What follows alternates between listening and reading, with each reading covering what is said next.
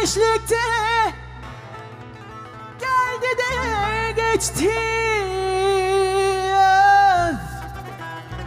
Yel gibi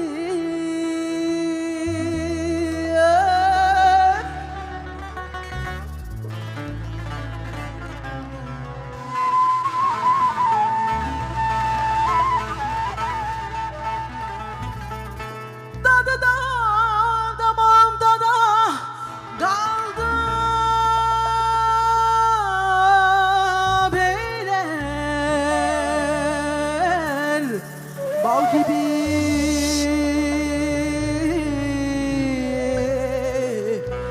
bal gibi.